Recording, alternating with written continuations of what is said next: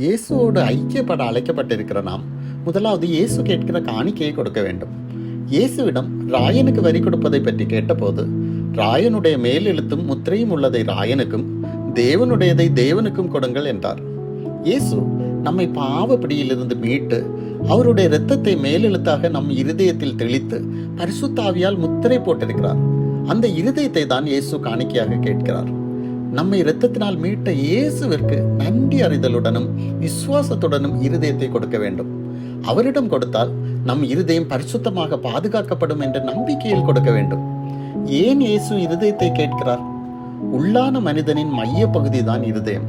இதுதான் நம் ஆவியும் ஆத்மாவும் இணையும் பகுதி. இதுதான் தீர்மானங்களை எடுக்கும் கட்டுப்பாட்டு மையம். இதுதான் நம் மாமிசமும் ஆவியும் ஒன்றுக்கொன்று சண்டையிடும் போர்க்களம். மாமிசம் என்பது ஆதாமிலிருந்து பரம்பரை உடைமையாக நாம் பெற்றுக்கொண்ட பாவத்தன்மையை குறிக்கிறது.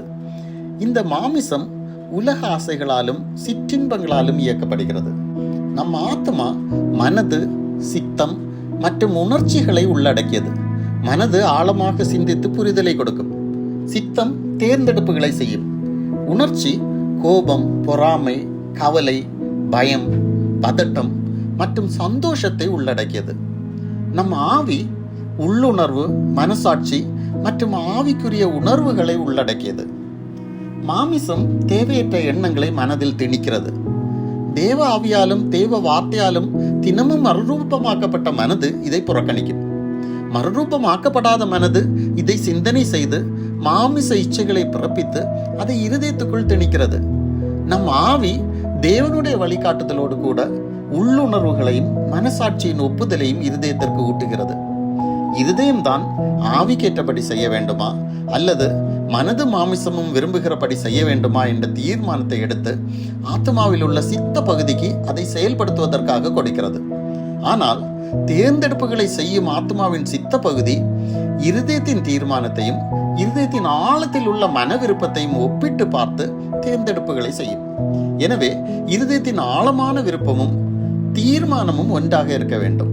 இல்லை என்றால் அவற்றில் எது பலமாக காணப்படுகிறது என்பதை வைத்து ஆத்மா தேர்ந்தெடுக்கும். இதை தான் பவுல் சொல்லும் போது, நன்மை செய்ய வேண்டும் என்ற ஆசை என்னில் இருக்கிறது, ஆனால் நான் விரும்பாத தீமையே செய்கிறேன், எனக்குள் இருக்கிற பாவ பிரமாணமே அப்படி செய்கிறது என்கிறார். இருதயத்தின் ஆழத்தில் மாமிச இச்சைகள் காணப்பட்டால் இருதயம் இரட்டை வேடம் போடும். இதற்கான தீர்வு இருதயத்தை முழுமையாக இயேசுவிற்கு கொடுப்பதுதான். இயேசு தனக்குள்ள அனைத்தையுமே காணிக்கை பெட்டியில் போட்டுவிட்ட பெண்மணியை தான் பாராட்டி பேசினார். இன்றும் அவர் முழு இருதயத்தையும் காணிக்கையாக அவருக்கு கொடுக்க வேண்டும் என்று எதிர்பார்க்கிறார்.